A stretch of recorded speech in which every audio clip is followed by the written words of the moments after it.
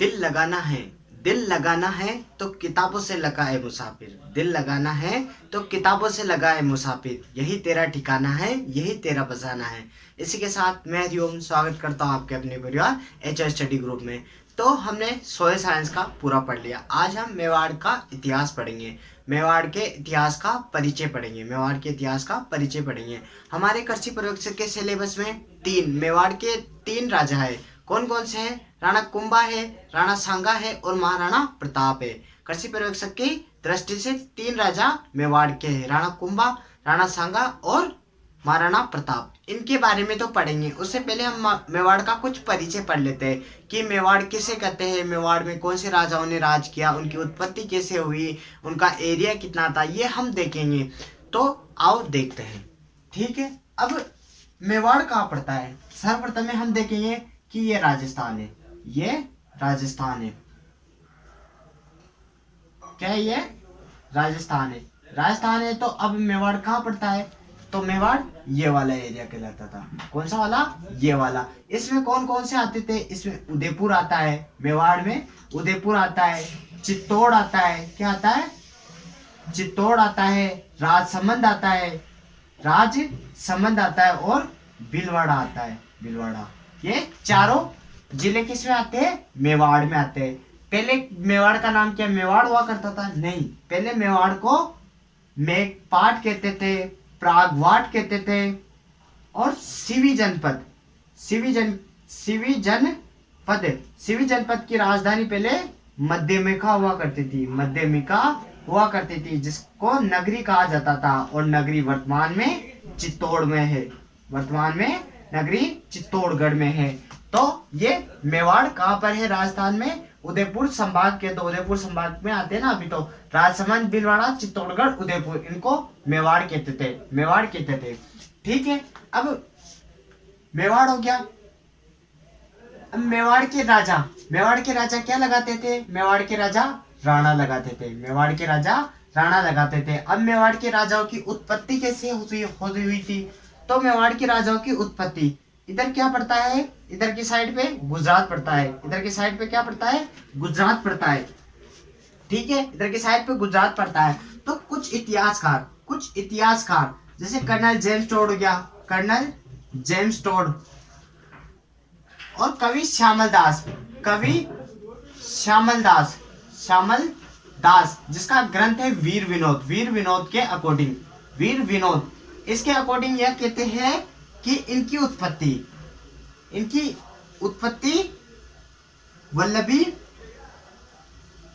वल्लभी गुजरात से मानी जाती है, गुजरात से इनकी उत्पत्ति मानी जाती है। तो कुछ इतिहासकार यूं कहते हैं कि भगवान राम के 2 पुत्र हुआ करते थे, लव और कुश से तो जयपुर का कछवाहा राजवंश माना गया। तो लव के वंशज भी माने जाते हैं, भगवान राम के लव के वंशज भी माने जाते थे। ठीक है, कुछ इतिहासकार मानते हैं कि यह विदेशी की संतान है, अबुल फजल कहता है, अबुल फजल क्या कहता है?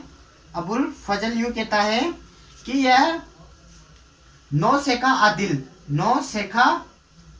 विदेशी नौसेखा आदिल की संतान माने जाते हैं। तो इतिहासकारों के अकॉर्डिंग इनकी उत्पत्ति कैसे मानी जाती है कि कोई तो कहता है कि भगवान राम के लव की संतान है, कोई विदेशी बताता है, कोई अबुल फजल बताता है कि नौसेखा आदिल की संतान है। कर्नल जेम्स टोड, कवि श्यामल दास कहते हैं कि यह वल्लभी गुजरात से इनकी उत्पत्ति मानी जाती है। अब बताते हैं कि कैसे क्या इनकी उत्पत्ति हुई। जैसे गुजरात पड़ता है, यहाँ पर क्या पड़ता है? गुजरात। आप साथ साथ नोट करते रहना, यहाँ पर क्या पड़ता है? गुजरात।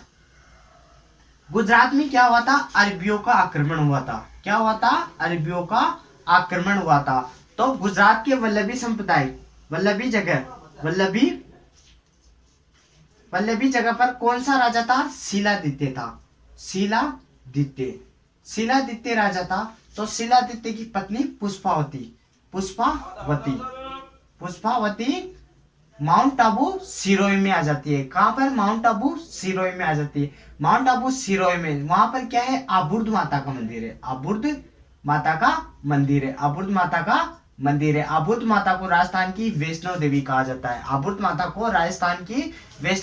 जाता है, तो थार की वैष्णव देवी किसे कहते हैं? तो तनूत माता को, तनोत माता को थार की वैष्णव देवी या बीएसएफ जवानों की वैष्णव देवी भी थार की तनोत माता को कहते हैं। ठीक है, तो ये किसकी संतान वल्लभी वल्लभी स्थान से वल्लभी संप्रदाय शिलादित्य की पुत्री पुष्पावती यहाँ पर आती है। आबुर्द माता मंदिर सिरोही में आती है और यहाँ पर गुफा में गुहादित्य को जन्म देती है। किसको?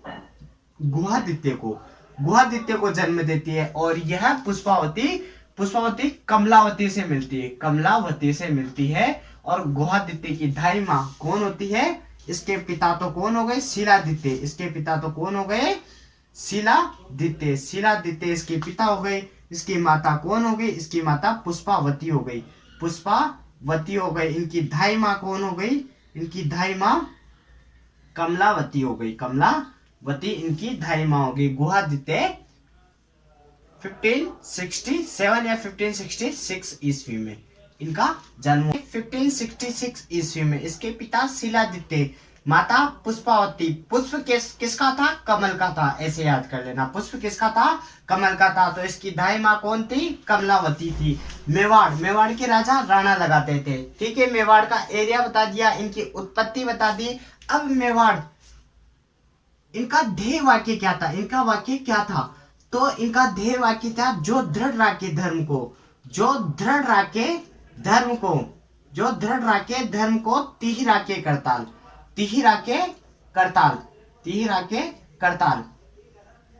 ये इनका धर्म वाक्य था। अब कुछ इतिहासकार इन्हें सूर्यवंशी भी मानते हैं। क्यों मानते हैं? क्योंकि इनके ध्वज में क्या है? सूरज था। तो इन्हें कुछ इतिहासकार सूर्यवंशी भी मानते हैं। ठीक है, तो इनका ध्येय वाक्य, जो दृढ़ राखे धर्म को तिहि राखे करताल। अब इनके कुल देवता कौन थे? इनके कुल देवता, मेवाड़ के राजाओं के कुल देवता कौन माने जाते हैं? तो एकलिंग नाथ जी इनके कुल देवता माने जाते हैं। तो इनके आराध्य देव कौन है? तो इनके आराध्य देव चारभुजा नाथ। इनका मंदिर कहाँ पर है? तो गढ़बोर राजसमंद में इनका मंदिर है। ठीक है, इनकी कुल देवी कौन है? तो इनकी कुल देवी बाण माता या बरबड़ी माता इनकी कुल देवी है। कौन है? बाण माता या बरबड़ी माता। इनकी आराध्य देवी कौन है? इनकी आराध्य देवी कौन मानी जाती है? तो चारभुजा देवी। इनकी आराध्य देवी कौन मानी जाती है? तो चारभुजा देवी इनकी आराध्य देवी मानी जाती है। इनको सबको मैं ट्रिक से याद करा दूंगा आपको, आप कंटिन्यू देखते जाओ या स्क्रीनशॉट खींच लो या नोट कर लो। कुल देवता एकलिंग नाथ जी थे। आराध्य देव चारभुजा नाथ गढ़बोड़ राजसमंद में थे। कुल देवी कौन थी? बाण माता या बरबड़ी माता थी। आराध्य देवी चारभुजा देवी थी। ठीक है, सबसे लंबा चलने वाला राजस्थान का राजवंश भी मेवाड़ का इतिहास ही है, और सबसे पुराना इतिहास भी यही मेवाड़ का है। ठीक है, अब मेवाड़ के राजा पढ़ेंगे हम। एक बार सारों को एक साथ देख लेते हैं, फिर हम एक एक करके उनको पढ़ेंगे। मेन तो हम कृषि प्रयोगशाला की दृष्टि से 3 ही राजा पढ़ेंगे। कुछ मैं बता दूंगा आपको। तो मेवाड़ में 2 शाखाएं चली थी। गुहिल शाखा, कौन सी? गुहिल शाखा, और एक सिसोदिया शाखा। गुहिल शाखा, जिन्हें रावल शाखा भी कहते थे, रावल शाखा। और एक थी सिसोदिया वंश या सिसोदिया शाखा। तो ये 2 शाखाएं मेवाड़ में चली थी। ठीक है, इसके राजा राणा लगाते थे, इसके रावल लगाते थे। अब देखो इन राजाओं को याद करने की ट्रिक। पहले किसका जन्म हुआ था? गुहादित्य का जन्म गुफा में हुआ था। गुजरात के शिलादित्य का पुष्पावती का। गुजरात के शिलादित्य व पुष्पावती का पुत्र था। इनकी दाई माँ कौन थी? इनकी दाई माँ कमलावती थी। 1566 ईस्वी में यह गुहिल वंश की नींव रखते हैं। ठीक है, अब इसके बाद आता है बप्पा रावल कालभोज।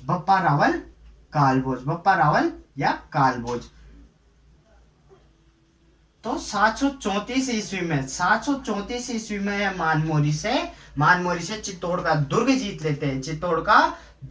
लेते हैं। और चित्तौड़ चित्तौड़ का दुर्ग मान मोरी से जीत लेते हैं, तो चित्तौड़ का दुर्ग पढ़ते हैं। तो चित्तौड़ के दुर्ग को किसने बनाया था? चित्रांगन मौर्य ने बनाया था। वह मेसा के पठार पर स्थित है, गंभीरी व बेड़क नदी के संधि तल पर स्थित है। राजस्थान का गौरव भी चित्तौड़ को कहा जाता है। ठीक है, यह बप्पा रावल कालभोज। बप्पा रावल कालभोज ने अपनी राजधानी नागदा को बनाया था। किसको बनाया था?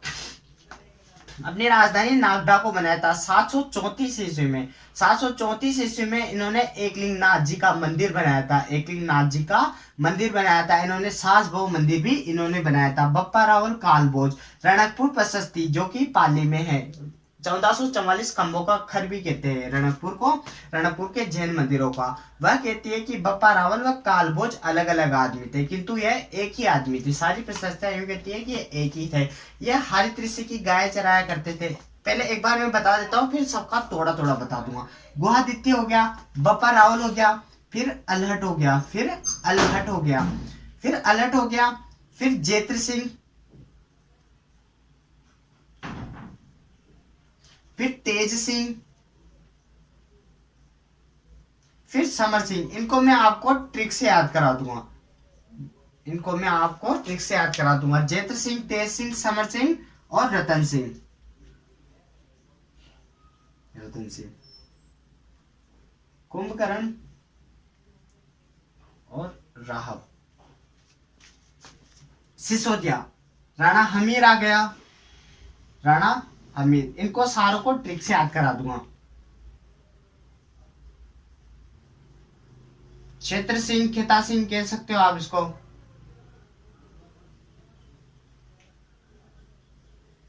राणा लाखा हो गया, राणा मोकल हो गया, मोकल आप लगा लेना, राणा मोकल हो गया।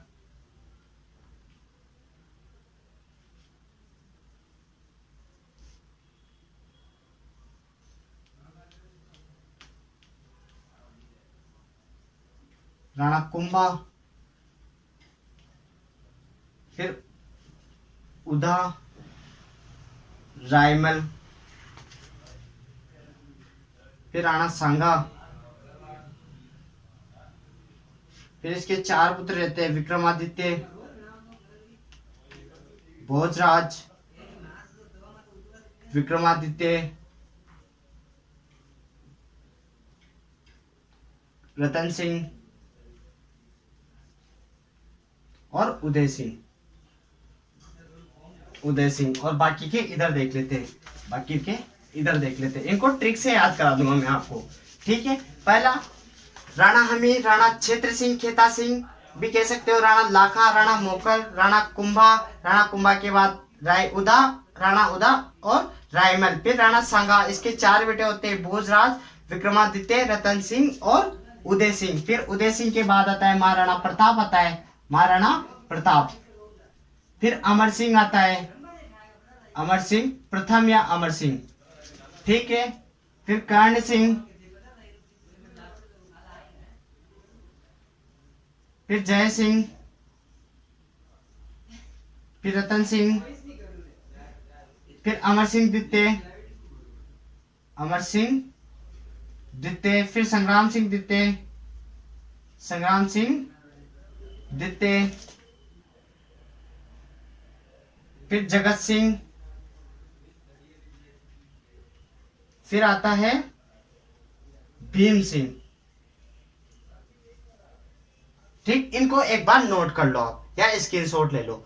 ये मेवाड़ के राजा का राजवंश, मेवाड़ के राजवंश का क्रम है।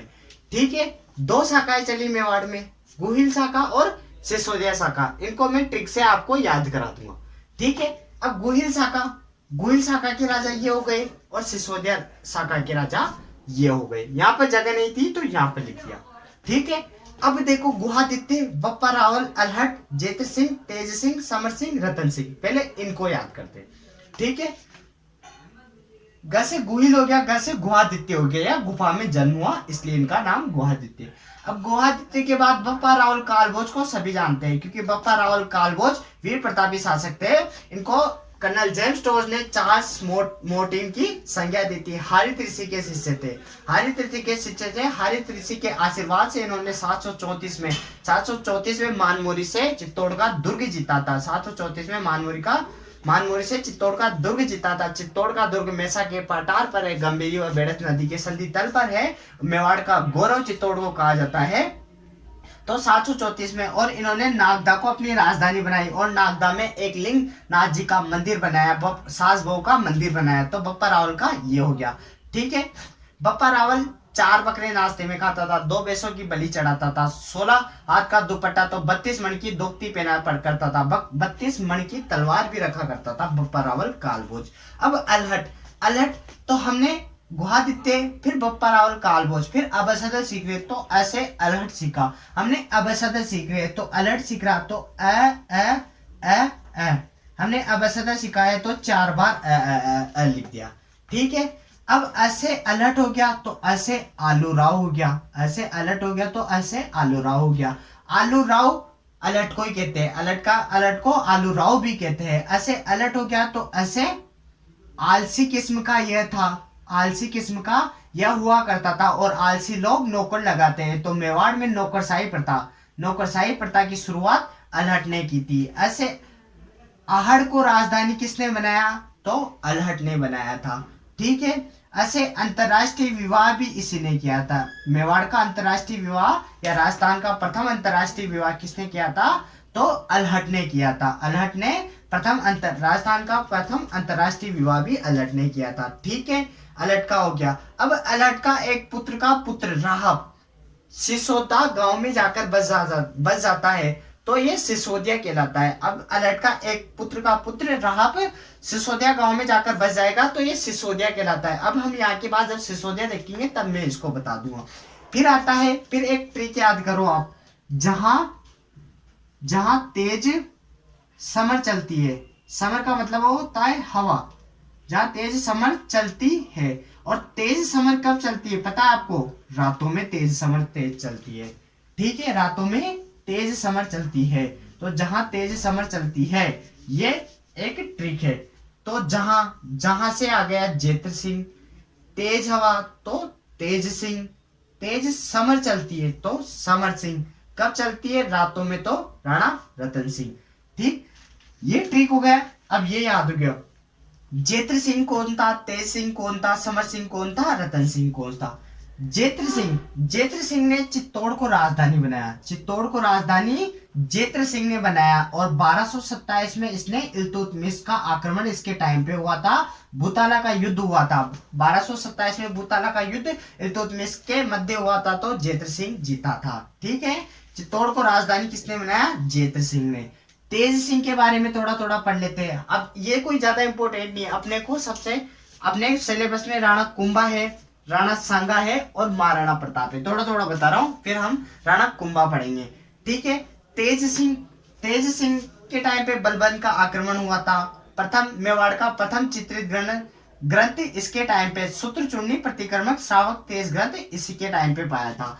ठीक है, बलबन का आक्रमण इसी के टाइम पे हुआ था। समर सिंह का 2 बेटे रहते हैं। कुंभकर्ण तो नेपाल में जाके गोइल वंश की नींव रख देता है। राणा रतन सिंह श्रीलंका सियल देश से गंधर्व सेन व चंपावती की पुत्री कौन थी, रानी पद्मावती से विवाह करके ले आता है। फिर अलाउद्दीन खिलजी का आगमन होता है, वह 1301 से 1303। तो अप्रैल 1303 में अलाउद्दीन खिलजी चित्तौड़ का दुर्ग जीत जाता है और रानी पद्मावती जोहर करती है, केसरिया होता है और प्रथम शाखा अप्रैल 1303 को चित्तौड़ का प्रथम शाखा होता है।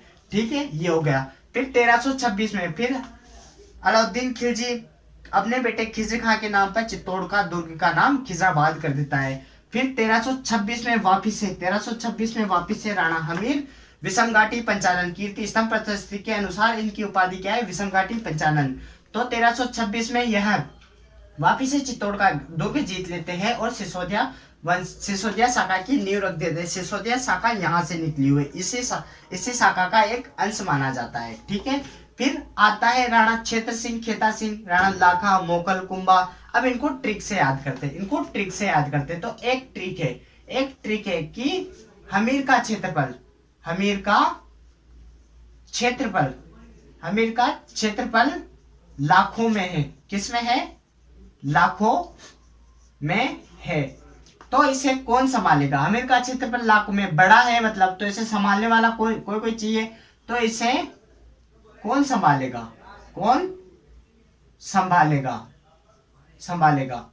तो इसको कौन संभालेगा? महाराणा प्रताप, महाराणा प्रताप और उनका बेटा अमर सिंह संभालेगा।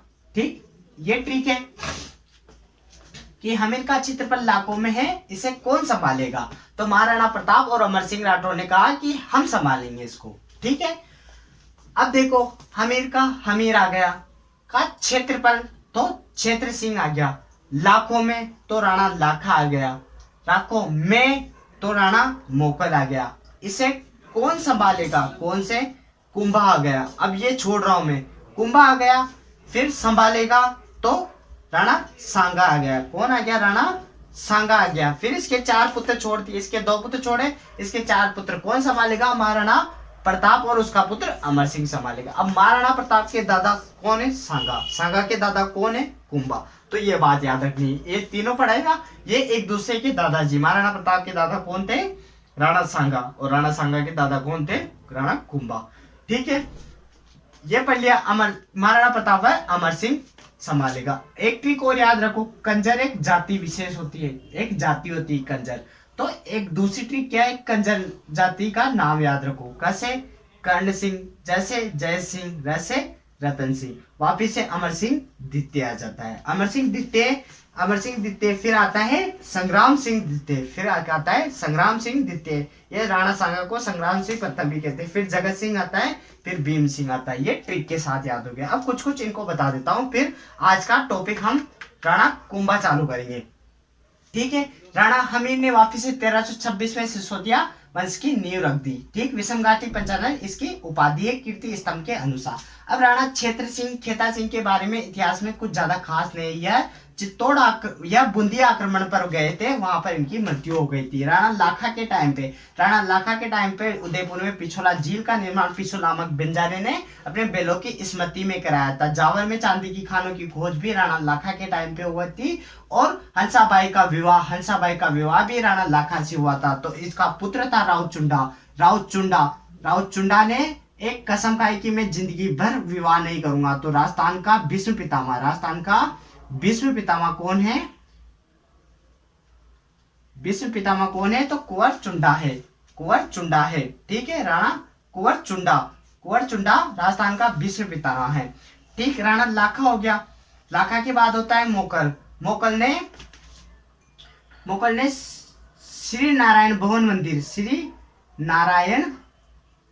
भुवन मंदिर का पुनरुद्धार कराया। ठीक है, फिर चाचा मेरा इनकी हत्या कर देते हैं। फिर कुंभा आता है। अब हमारा टॉपिक है राणा कुंभा को विस्तार से पढ़ेंगे। राणा कुंभा के 2 बेटे उदा और रायमल होते हैं।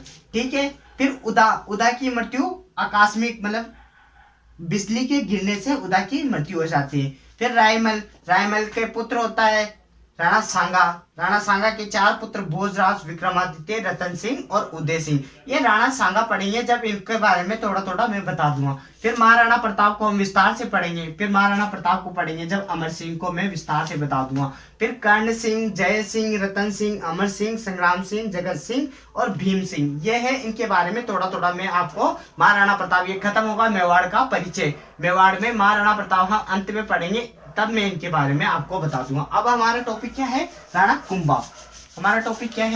कुंभा, जो कृषि पर्यवेक्षक की दृष्टि से मेवाड़ के 3 कैरेक्टर है। राणा कुंभा है, राणा सांगा है और महाराणा प्रताप है। ठीक है, अब राणा कुंभा को पढ़ते हैं।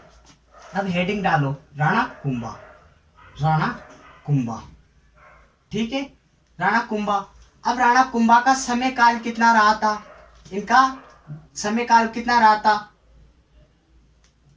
तो 1433 से इनका समय काल रहा था 1468।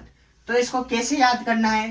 तो देखो 33 इंटू 2 प्लस 2, अपन को 33 याद रखने हैं। ठीक है, 33 को 2 से गुणा किया 66, 66 में 2 जोड़े कितने आए 68। तो 33 में 2 से गुणा करा 66, 66 में 2 जोड़े 68। ठीक है, 1433 से 1468 तक। अब इनका जन्म, राणा कुंभा का जन्म, राणा कुंभा का जन्म 1403 में हुआ था। देखो 1403, 30 वर्ष की आयु में यह राजा बने, राजाभिषेक हुआ था। जन्म चित्तौड़गढ़ दुर्ग में हुआ, चित्तौड़ में इनका जन्म हुआ था। इनके पिता कौन थे? तो मैंने आपको ट्रिक बताई थी, हमीर का क्षेत्रफल लाखों में है, लाखों में मतलब राणा मोकल, राणा मोकल, राणा मोकल इनके पिता हैं। राणा मोकल का सौभाग्य था कि उनके घर राणा कुंभा का जन्म हुआ। राणा मोकल का सौभाग्य था, तो सौभाग्यवती इनकी माता थी, सौभाग्यवती इनकी माता थी। राणा कुंभा, राणा कुंभा के पुत्र कौन थे? तो राणा कुंभा के पुत्र उदा, उदा व रायमल थे, उदा व रायमल थे। ठीक है, अब ये हमने पढ़ लिया। उदा इनको बाद में मार देता है, उदा ही इनकी हत्या करता है। तो यह मेवाड़ का पितृहंता शासक है, पितृहंता शासक, मेवाड़ का पितृहंता शासक, पितृहंता शासक था। कौन था? तो उदा, उदा ही राणा कुंभा को मार देता है। और रायमल, रायमल अभी आवल बावल की संधि पढ़ेंगे, तब रायमल का विवाह जोधपुर के राव जोधा की पुत्री श्रृंगारी देवी से होगी, श्रृंगारी देवी से होगा, जो चित्तौड़ में एक बावड़ी खुजाती है, श्रृंगारी देवी बावड़ी खुजाती है। ठीक है, इसके जन्म 1403 में चित्तौड़ में हुआ। इनके पिता राणा मोकल थे, इनके माता सौभाग्यवती थे, इनका पुत्र उधा और रायमल थे। और इनकी एक पुत्री थी, इनकी पुत्री कौन थी? रमाबाई, रमाबाई, जो कि एक विदुषी महिला हुआ करती थी, संगीत विदुषी, संगीत विदुषी महिला हुआ करती थी। इनकी आवाज बहुत प्यारी थी, तो इसको वाग वागेश्वरी, वागेश्वरी मतलब सरस्वती के समान, वाग वागेश्वरी की उपाधि प्राप्त थी। अब राणा कुंभा को पढ़ रहे, तो राणा कुंभा को देखो हम 4 भागों में पढ़ेंगे। कितने भागों में पढ़ेंगे? 4 भागों में पढ़ेंगे। पहले तो हम इनके जन्म के बारे में पढ़ेंगे, फिर हम इनकी उपाधियां देखेंगे कि इनकी उपाधियां देखेंगे, फिर हम इनके अभियान देखेंगे। क्या देखेंगे? हम इनके अभियान देखेंगे, फिर हम देखेंगे इनके द्वारा लिखे गए ग्रंथ देखेंगे। ठीक है, तो ये हो गया। अब राणा कुंभा के टाइम पर मेवाड़ के स्थापत्य कला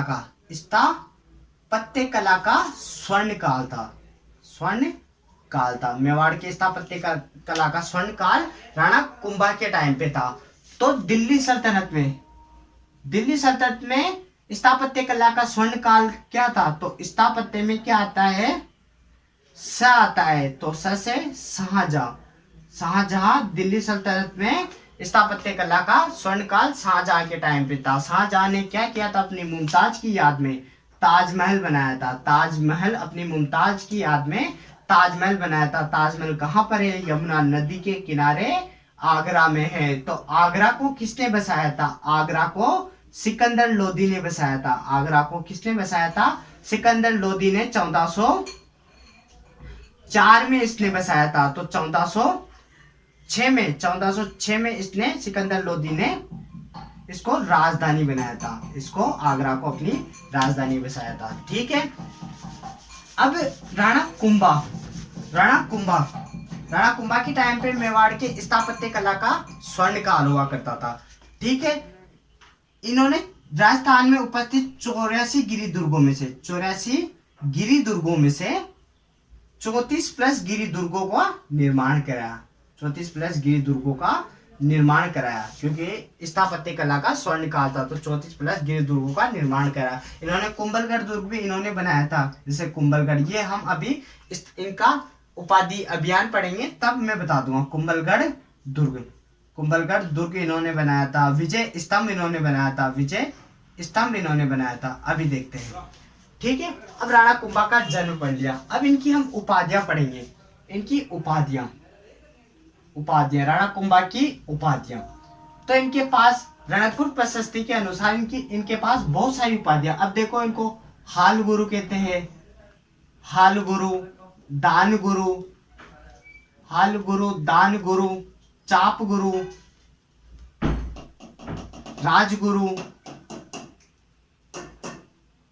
हालगुरु, दानगुरु, चापगुरु, राजगुरु, परम गुरु, राणा रासो, टोडरमल, अभिनव भट्टाचार्य,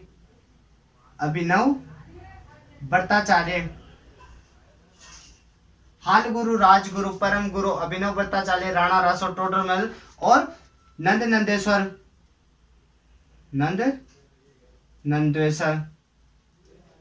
ये इससे इनके पास कहीं अधिक उपाधियां थी, इनके पास बहुत अधिक उपाधियां थी।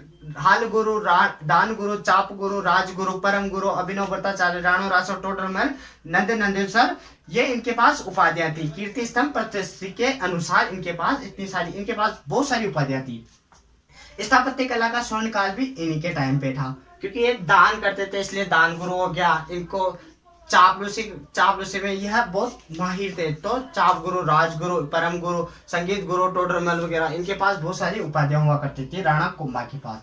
ठीक है, राणा कुंभा की उपाधियां देख ली, इनका जन्म देख लिया, राणा कुंभा की उपाधियां दे दी। अब इनका अभियान देखते हैं, इनके अभियान कि इन्होंने कौन कौन से अभियान किए थे। ठीक है, तो इनका राज्याभिषेक कब हुआ था? 1433 में हुआ था। ठीक है, तो इन्होंने पहला अभियान 1437 में सारंगपुर अभियान किया था। सारंगपुर अभियान में इन्होंने मालवा के महमूद खिलजी को युद्ध में हराया था। मालवा के महमूद खिलजी को युद्ध में हराकर वहां पर सारंगपुर युद्ध जीते थे। तो उसकी जीत की उपलक्ष्य में इन्होंने चित्तौड़ के दुर्ग में विजय स्तंभ बनाया था। विजय स्तंभ कब बनाया था? तो 1440 से 1448 के मध्य। ठीक है, विजय स्तंभ को भी हम अभी विस्तार से पढ़ लेंगे। ठीक, इनके सारंगपुर का युद्ध हो गया। फिर यह युद्ध चंपानेर की संधि होती है। चंपानेर की संधि किनके मध्य होती है? ये कब होती है? तो 1, 4, 5, 6, 6 का 4 आ गया, प का 5 हो गया, फिर 6, 4, 5, 6। चंपानेर की संधि 1456 को होती है। 1456 को चंपानेर की संधि होती है। किन के मध्य? चंपानेर की संधि कब होती है? 1456 को होती है। जैसे 4 पैसे 5, 6, चंपानेर की संधि 1456 को होती है। ये किन के मध्य होती है? ये मालवा के सरदार महमूद खिलजी। यह महमूद खिलजी प्रथम वाला है। हम द्वितीय महमूद खिलजी पढ़ेंगे, वो राणा सांगा के समय आएगा। एक गुजरात का राजा कौन था? कुतुबुद्दीन शाह के मध्य होती है। यह संधि ऐसे होती है कि ये मालवा का महमूद खिलजी सारंगपुर की युद्ध में हार जाता है, तो यह गुजरात के सरदार कुतुबुद्दीन शाह के साथ संधि करता है कि हम अपन राणा कुंभा को हराएंगे। पर राणा कुंभा इनकी संधि तोड़ देता है। 1456 में इनकी संधि हुई थी, तो 1457 में राणा कुंभा बदनौर के युद्ध में, कहाँ के? बदनौर के युद्ध में इन्हें हरा देता है और यह संधि तोड़ देता है। तो यह इस युद्ध, बदनौर की युद्ध के जीतने के बाद कुशाल माता का मंदिर बदनौर भीलवाड़ा में बनाता है। ठीक है, ये इसके अभियान थे। और एक राणा कुंभा को नंदेश्वर, नरपति गणपति भी कहते हैं इनको। इनकी उपाधि नरपति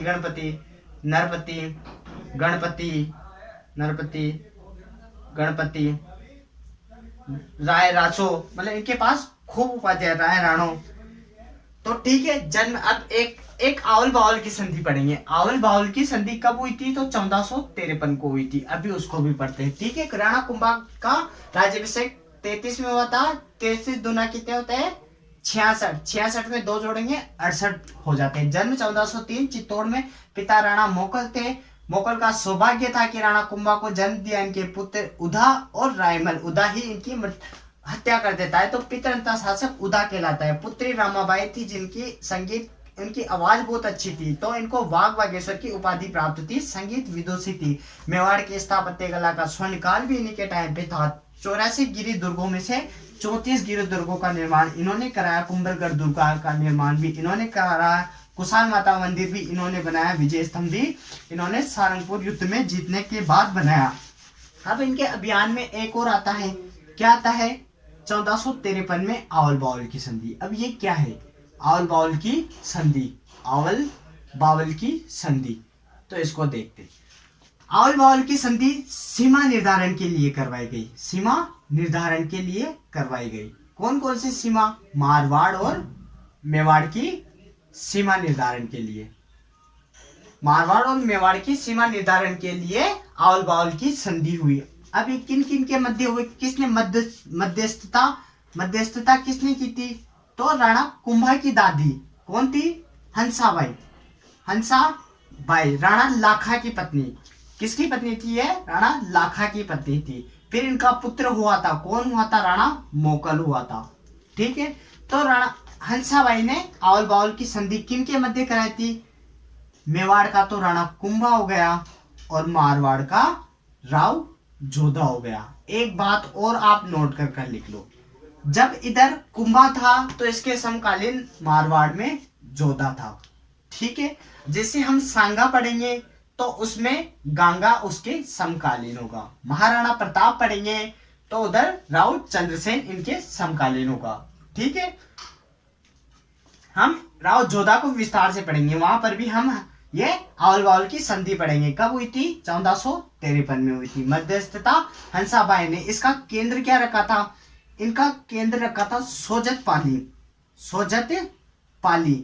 सोजत पाली में क्या है? वहां की मेहंदी प्रसिद्ध है। वहां की मेहंदी प्रसिद्ध है। अब राणा कुंभा का पुत्र था, कौन था? रायमल। राणा कुंभा का पुत्र कौन था? रायमल।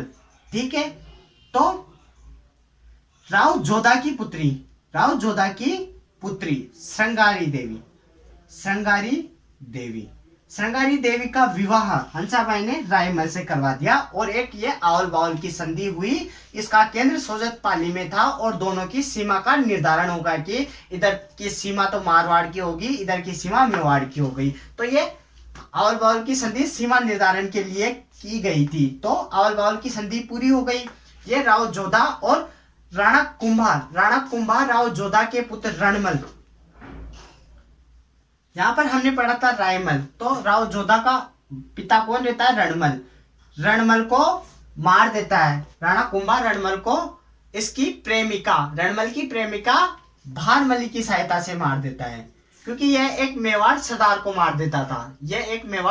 मार देता है। इसलिए राणा कुंभा रणमल को मार देता है। तब एक नकारची रहता है। जोधा जब छोटा था तब एक नकारची रहता है, तो यूं कहता है कि जोधा भाग सके तो भाग ले, थारो रणमल मारे जाए। तो यह भाग जाते हैं, वहां से भाग जाते हैं। तो हम ये जोधा पढ़ेंगे जहां विस्तार से पढ़ेंगे। तो ये आवल बावल की संधि 1453 में इसका केंद्र सोजत पाली, जहां की मेहंदी प्रसिद्ध है। राणा कुंभा का पुत्र रायमल और राव जोधा की पुत्री श्रृंगारी देवी एक श्रृंगारी बावड़ी का निर्माण कराती है। ठीक है, अब इसके अभियान हो गए, उपाधियां हो गई। अब हम इसकी ग्रंथ पढ़ेंगे। राणा जोधा के राणा कुंभा के हम ग्रंथ पढ़ेंगे। और एक बात और नोट कर लो, राव जोधा ने 1459 को, मतलब आवल बावल की संधि हुई थी ना 1453। अब इनकी स्थिति फिक्स हो गई थी कि मेवाड़ का इधर का है, मारवाड़ का इधर है। तो 1459 में इन्होंने जोधपुर की स्थापना की थी। मेहरानगढ़ दुर्ग की नींव रखकर जोधपुर की स्थापना 1459 में की थी। तो इसके 100 साल बाद 1559 में राणा उदय सिंह ने उदयपुर की स्थापना की थी। तो 1727 में सवाई जय सिंह ने जयपुर की स्थापना की थी। ये भी आप कॉपी के ऊपर लिख लो। ठीक है, ये हो गया। अब हम राणा कुंभा की क्या पढ़ेंगे? इनके ग्रंथ पढ़ेंगे कि इनके कौन कौन से ग्रंथ है। तो राणा कुंभा के ग्रंथ, इन्होंने संगीत सार लिखा, संगीत मीमांसा, संगीत सार इन्होंने लिखा, संगीत मीमांसा इन्होंने लिखा। रसिक प्रिया ग्रंथ के लेखक राणा कुंभा है। एकलिंग महात्म्य का पहला भाग भी राणा कुंभा ने लिखा। एकलिंग महात्म्य का पहला भाग भी इन्होंने लिखा। संगीत सार, संगीत मीमांसा, संगीत राज भी इन्होंने लिखा था। संगीत राज ग्रंथ भी इन्होंने लिखा था। तो ये राणा कुंभा के ग्रंथ हो गए। अब इनके दरबारी कवि कौन थे? तो इनके संगीत गुरु कौन थे? सारंगदास इनके संगीत गुरु हुआ करते थे। वही इनके दरबारी कवि भी हुआ करते थे। व्याग कवि भी इनके थे, व्यागदास और मंडप, ये इनके दरबारी कवि हुआ करते थे। अब इन्होंने क्या क्या बनाया ये देख लेते। इन्हें 84 गिरी दुर्गों में से 34 प्लस गिरी दुर्गों का निर्माण कराया था। जब तो स्थापत्य कला का स्वर्ण काल इन्हीं का माना जाता है। मेवाड़ में स्थापत्य कला का स्वर्ण काल इन्हीं का माना जाता है। फिर अब हम देखेंगे कि कुंभलगढ़ का दुर्ग भी राणा कुंभा ने बनाया था। विजय स्तंभ देखा था, फिर विजय स्तंभ के बारे में पढ़ेंगे। अब देखो विजय स्तंभ सारंगपुर युद्ध हुआ था। कब हुआ था सारंगपुर? 1437 में। मालवा के सरदार महमूद खिलजी को हराकर इन्होंने इसकी जीत के उपलक्ष्य में विजय स्तंभ बनाया था। अब विजय स्तंभ देखते हैं। चित्तौड़ के दुर्ग में स्थित है विजय स्तंभ। अब विजय स्तंभ 9 मंजिला है। क्या है? 9 मंजिला है। इस पर 158 सीढ़ियां हैं। 156 सीढ़ियां हैं और यह 122 फीट ऊंचा है। 122 फीट ऊंचा है। विजय स्तंभ पर एक डाक टिकट भी जारी किया था 1459 में। 1959 में एक डाक टिकट भी विजय स्तंभ पर जारी किया गया था। अब इस पर 9 मंजिला है। 1 2 3 4 5 6 7 8 9। 1 2 3 4 5 6 7 8 9 9 मंजिला है। 156 सीढ़ियां हैं। 122 फीट ऊंचा है। इस पर कीर्ति स्तंभ प्रशस्ति लिखी हुई है। और किसने लिखी थी? तो अत्रिपुत्र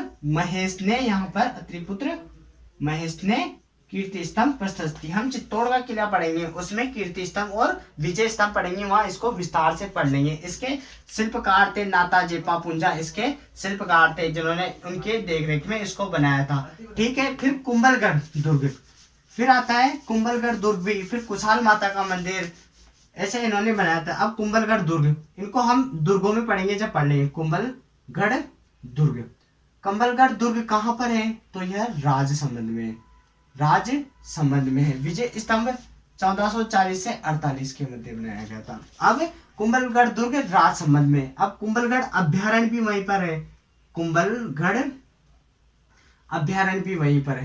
कुंभलगढ़ अभ्यारण्य भी है। अब यह दुर्ग है।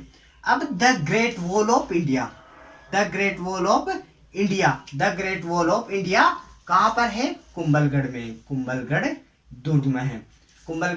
कुंभलगढ़ दुर्ग में स्थित एक कटार महल है, बादल महल है, जहाँ पर महाराणा प्रताप का जन्म होता है। कुंभलगढ़ दुर्ग में पृथ्वीराज सिसोदिया उन्ना राजकुमार कहते हैं, उनकी छतरी भी है। और कर्नल जेम्स टोड कहता है कुंभलगढ़ दुर्ग के बारे में, कर्नल जेम्स टोड कहता है कि आप नीचे से जब कुंभलगढ़ दुर्ग को देखते हो तो आपके माथे की सिर की पगड़ी नीचे गिर जाती है। तो यह भी कुंभलगढ़ दुर्ग के बारे में कहा था। किसने कहा था? कर्नल जेम्स टोड, जिन्हें घोड़े वाला बाबा कहते हैं। The annals of antiquities of Rajasthan के लेखक भी वही है और राजस्थान इतिहास के पितामह भी कर्नल जेम्स टोड को माना जाता है।